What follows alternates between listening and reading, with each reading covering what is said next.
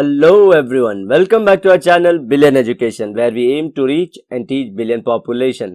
So guys, start कर रहे हैं आपके 11th NCERT का ज्योग्राफी और ये ज्योग्राफी का है पार्ट 1। तो इसमें दो पार्ट ये जानते हैं आप लोग 11th है जो फिजिकल ज्योग्राफी से डील करता है, 12th आपके ह्यूमन ज्योग्राफी से डील करता है जो NCERTs के हैं। दोनों में पार्ट 1 पार्ट 2 है, ठीक है। तो ये पार्ट जो हम लोग आज कवर करें that's a part 1 geography 11th का।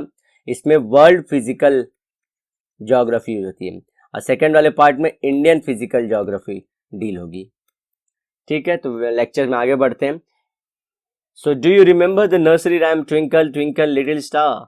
जो आपने एक पोएम सुनी थी, ट्विंकल ट्विंकल जो कर रही है एक छोटी सी star, not Twinkle Khanna, it's a twinkling star. Starry nights have always attracted us since our childhood. तो बचपन से हमें ये सब भाते आए हैं। You may also have thought of these stars and had numerous questions in your minds. Questions ये सब सारे आगे बातें हैं कि आप लोग को कैसे इंटरेस्ट जागा होगा कि इवोल्यूशन ऑफ अर्थ कैसे हुआ, तो अर्थ जन्मा कैसे और इवोल्यूशन ऑफ अर्थ कैसे हुआ, ठीक है। तो हम लोग क्या जानने की कोशिश कर रहे हैं, ओरिजिन ऑफ अर्थ कैसे बना। यूनिवर्स के बारे में नहीं बोल रहे हम किसकी बात कर रहे हैं, अर्थ के बारे में। ध्यान रखिए दोनों में फर्क है। तो अर्ली थियरीज और मॉडर्न थियरीज दोनों में फर्क होगा, ठीक है। तो आप लोगों को यहाँ पे यूपीएससी के बहुत सारे क्वेश्चन आते हैं डायरेक्टली, जी हाँ बहुत सारे। तो देखते हो मैं बताते जाऊंगा आप लोग कैसे क्वेश्चन बनते भी जाएंगे। A large number of hypotheses were put forth by different philosophers and scientists regarding the origin of earth कि अर्थ कैसे बना। सो फिलोसोफर्स, तो आज जो साइंस गीक बनते हैं कि हम साइंटिफिक कम्युनिटी से, पहले फिलोसोफर ही थे जो सारी चीज़ों का नॉलेज देते थे, क्योंकि philosophy is mother of all other subjects which you read. Philosophy जब भी आप कहीं सोचते हो तो वो फिलोसफी है, भले साइंस बायोलॉजी केमिस्ट्री फिजिक्स कुछ भी सोचिए वो फिलोसफी है उसमें। One of the earlier and popular argument was by German philosopher Immanuel Kant. तो सबसे पहले जो दिए थे पॉपुलर जो था, ठीक है, वो था इमानुएल कांट का। ये नहीं बोलने सबसे पहले जो दिए थे ये सबसे फेमस वाले थे, ठीक है, जो अर्थ के ओरिजिन के बारे में बता रहे थे। मैथमेटिशियन लैपलास, जो लैपलास करेक्शन फॉर्मूला आप लोग सुने रहेंगे, revised it in 1796, nearly French revolution के आसपास है ये।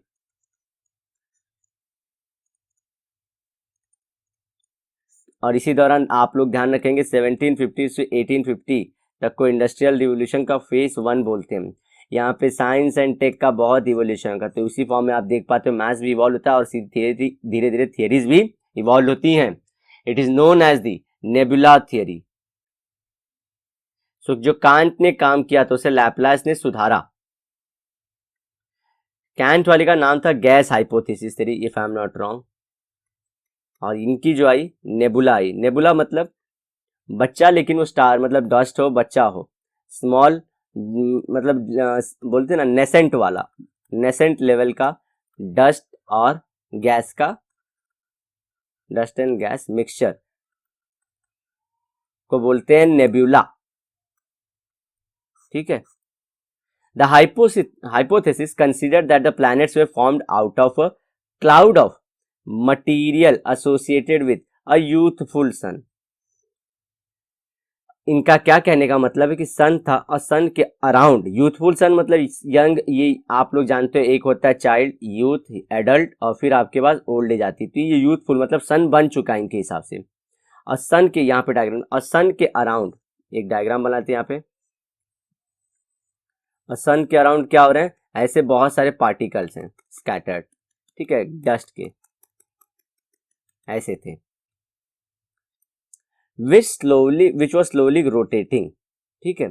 सो ये क्लाउड रोटेट होना शुरू किया एक डायरेक्शन में, ठीक है, एक पर्टिकुलर डायरेक्शन में रोटेट होना शुरू हुआ और हमारा सन भी रोटेट हो रहा था, ठीक है। तो सन के रोटेशन की वजह से ये पार्टिकल्स भी रोटेट होने लगे। लेटर इन 1900 चैम्बरलेन एंड मुल्टन, ठीक है, consider that a wandering star, देखिए a wandering star approached the sun. As a result, a cigar-shaped extension of the material was separated from the solar surface. ठीक है, अब इनकी theory कैसी थी? इनके हिसाब से कि एक सन था अगेन और उसके अराउंड गैस ऑलरेडी थी. अब इसके कांटेक्ट में एक दूसरा स्टार आ जाता है. ठीक है, आगे पढ़ते हैं. As the passing star moved away, the material separated from the solar surface continued to revolve around the sun and it slowly condensed into the planets. क्या बोले कि ये समझे इसके जो गैस है गैसियस, तो ये कुछ इस तरह से, इससे बोलते हैं ग्रेविटेशन. इसके दो थियरी हैं कि समझी, एक तो इसे क्या बोलते हैं कि अट्रैक्ट करके जो गैस पार्टिकल था उसे अट्रैक्ट कर दिया, ऐसे गैस पार्टिकल ऐसे आपको टाइट जैसे दिखने लगे. अब ये क्या, यहाँ से ये पास हो रहा था, जस्ट ये थोड़े दिन के लिए आया था, फिर वापस से ये हट गया. अब ये जब चला गया तो ये कुछ इस तरह से बचा हुआ था और ये क्या होने लगे, अब ये सेपरेट आउट होके गोल गोल घूमने लगा और इससे जो गोल गोल घूमे तो आप लोग को पता होगा प्लैनेट बन गए. क्यों सबको हम सन के अराउंड? क्योंकि आप लोगों को सोलार सिस्टम पता है ना कि सोलार सिस्टम में सन सेंटर में, उसके अराउंड प्लैनेट्स हैं ऐसे, तो ये प्लैनेट्स रिवॉल्व होते रहते हैं. तो ये लोग सन को सेंटर में रखते हैं हमेशा और उसी के अराउंड मूवमेंट कर रहे थे. यहाँ पे देखिए ये वही बता रहे हैं कि ये प्लैनेट्स कहाँ से आए, ये जो ऐसे है. तो कोई ये पहले वाला हमारा था गैस मॉलिक्यूल के, गैस मॉलिक्यूल रोटेट होना शुरू हो गए तो इसे हम लोग नेबुला थियरी बोले, नेबुलर थियरी. सेकेंड आया कि कोई पासिंग स्टार जा रहा था और ये गैस पार्टिकल था और पासिंग स्टार ने अट्रैक्शन बनाया गैस, ये गैसियस पार्टिकल से, और फिर चला भी गया. तो ये क्या, जाने की वजह से ये टूट गया और ये घूमने लगा और इसके वजह से फॉर्मेशन हुई किसकी, अर्थ और प्लैनेट्स और सन की. इसे और भी क्या बोलते हैं, प्लैनेटिसिमल थियरी भी बोलते हैं. ठीक है, किसकी, फिर से इस पे नाम लेके हमारे Jeffrey and Chamberlin and Moulton की, चैम्बरलेन एंड माउंटेन की. अब आगे बढ़ते हैं. Sir James Jeans and later sir Harold Jeffrey supported this argument, and at a later date the arguments considered a companion of the sun to have been coexisting. तो आगे चलते चलते लोगों का क्या कहना हो गया, तो ये जो सन था ये पासिंग नहीं था, स्टार्ट ऑफ दी, जब से ये बना सन उसके साथ एक प्लैनेट अटैच ही था. ठीक है, ये प्लैनेट हमेशा से अटैच था. तो ये कंपेनियन, एक ये स्टार हो गया, ये सन हो गया हमारा.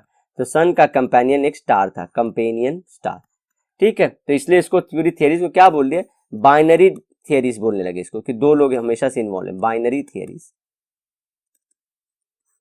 टोटलिटी में जो ये सब पूरे ये लोग डिस्कशन थे अलग अलग, जो जिसको सपोर्ट कर रहा है, हमेशा एक अकेला सन की थियरी ओरिजिन नहीं बता रहा है, सन के साथ कोई ना कोई दूसरा चीज जरूर एसोसिएट है, इसलिए इनको क्या बोल दिए, बाइनरी थियरीज. देखिए गाइस, चाहे तो मैं एक एक थियरीज को डिटेल में लेके पूरा बताते चल जाऊं कैसे क्या हुआ, लेकिन जितना डिटेल में बता सकता हूं खुद के डायग्राम्स के थ्रू वो आपको बताने की कोशिश कर रहा हूं.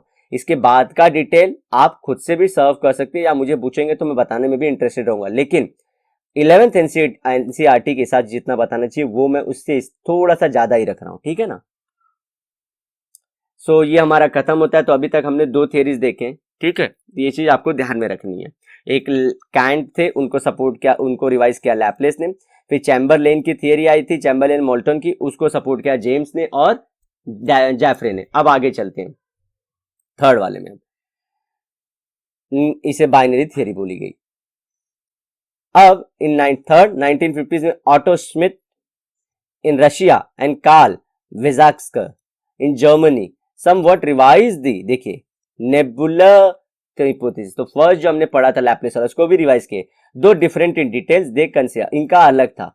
कैसे, they consider that the sun was surrounded by the solar nebula containing mostly the hydrogen and helium along with what may be termed as a dust. तो इनका क्या कहना था, ये पहले वाले लैपलेस में क्या बोले थे, जो सन था हमारा, देखिए आप, यूथफुल स्टेज में था, उसके अराउंड सन गाइड कर रहा था. यहाँ पे देखिए हमने जो ये छोटू सा डायग्राम बनाया था कि सन गाइड कर रहा था. लेकिन नए वाले में, मतलब नया नहीं, लेकिन 1950s वाले में उन्होंने क्या बोला कि सब थे, हाइड्रोजन भी थी, हमारा हाइड्रोजन भी था, हीलियम भी था, तो ये सब भी थे और इनके अराउंड डस्ट पार्टिकल भी थे, डस्ट पार्टिकल भी थे। तो डस्ट क्या होता है, जनरली आप लोग धुआं देखे ना, वैसे पार्टिकल्स थे लेकिन उससे बड़े थे। तो ये लोग साथ में थे, सन बना नहीं था। लैपलेस ने बोला था सन बन चुका था और वो सन गाइड कर रहा था।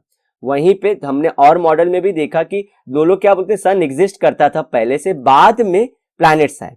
ये थियरी क्या बोलती है, नहीं, को एग्जिस्ट करते थे सबके सब, ये फर्क ध्यान रखिए।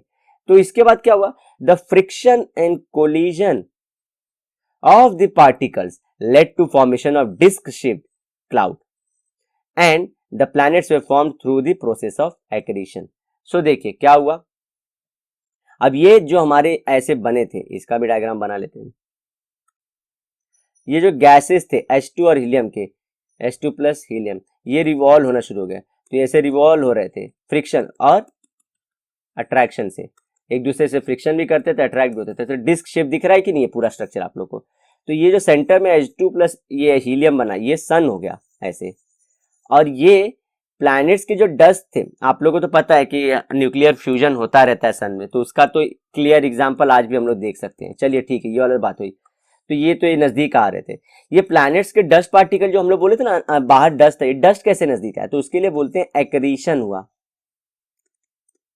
एक्रीशन। ये देखिए एक्रीशन, तो एक्रीशन और एट्रिशन दोनों में फर्क होता है।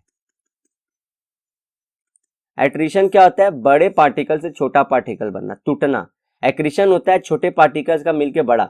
ये न्यूक्लियर वाला बात अलग है, न्यूक्लियर वाले में एनर्जी बहुत रिलीज होती है, हमेशा एनर्जी रिलीज, इसमें एनर्जी नहीं रिलीज होती, ठीक है, ज्योग्राफिकल फिनोमेना, ये फर्क था। तो आप लोग तीन थ्योरी को लिस्ट आउट कर लेना ऑलरेडी से। कैंट और लैपलेस की एक थ्योरी थी, कैंट किसे बताया, गैसियस थ्योरी थी, लैपलेस ने करेक्ट किया उसको, ठीक है। उसके बाद चैम्बरलेन प्लस मोल्टन की थ्योरी थी, इनकी कौन सी, प्लैनेटेसिमल। प्लैनेटेसिमल मतलब छोटे छोटे प्लैनेट्स के पार्ट, एक प्लैनेट बड़ा, उसके छोटे छोटे पार्ट को प्लैनेटेसिमल बोलते हैं, ठीक है। इसके बाद आप लोग को शायद से हमने बोला था कि इसको जेम्स प्लस जैफरी ने सपोर्ट किया था, और उनका मॉडल था जो शिगार शेप बन गया था ना, टाइडल वाला, तो शिगार शेप का टाइडल थ्योरी उनकी थी। बाद में और आए, हम लोग बोले कि ये सब जो दो दो वाली बात करते हैं, इनको मिलके हम लोग बोल लेते हैं ये लोग बाइनरी थियरी वाले हैं, कंपेनियन की बात करते हैं हमेशा। और लास्ट था हमारा जो जर्मन और रशियन ने मिलके बनाया, वो है मॉडर्न भी नहीं बोल सकते, मॉडिफाइड नेबुला थ्योरी। ये फर्क क्या है, ये वाले में सन बन चुका है, इसमें सन को एग्जिस्टिंग है प्लैनेट के साथ, ठीक है। बस ये आप लोग याद कर लेंगे तो आपका एग्जाम तक हो जाएगा। किसने किसको करेक्ट किया था, ये क्वेश्चन भी आते हैं। तो आप लोग ने किसकी थ्योरी को सपोर्ट की थी, पहले कौन सी थ्योरी, या तो ऑर्डर में लगाने को आता है कि ऑर्डर में लगाइए कैसे कैसे कौन सी थ्योरी आई है, कौन से पहले आई कौन से बाद में आई, ठीक है। तो जितना हो सकता है, अब इसमें कोई कोई रसल की थ्योरी बताते हैं बाइनरी वाले, तो बहुत सारे ऐसा अलग अलग लेके आते हैं, लेकिन क्या है, अब हमको चैप्टर में नहीं जाए तो इतने डिटेल में भी मैं जाऊंगा नहीं, क्योंकि वो ऑप्शनल का फिर पार्ट हो जाता है कि ऑप्शनल में आपको लिखना है स्पेस के बारे में और ये सब तो लिखना होता है, लेकिन जीएस जो बोलते हैं जनरल, वहां पे जो हमारा स्टडी रहता है वहां पे इतना नहीं करना होता है। बस आप लोग को याद रखना क्वेश्चन कैसे बन सकते हैं, किसने क्या डिस्कवर किया, चेन कैसा था, बस ये चीज। तो गाइस होपफुली आपको लेक्चर पसंद आया होगा। अगर पसंद आया तो प्लीज वीडियो को लाइक करना, अपने दोस्तों में से शेयर करना और ज्यादा से ज्यादा लोगों के बीच में हमें पहुंचा देना। तो गाइस मिलते हैं नेक्स्ट लेक्चर में, till then bye bye, have a great and nice day ahead.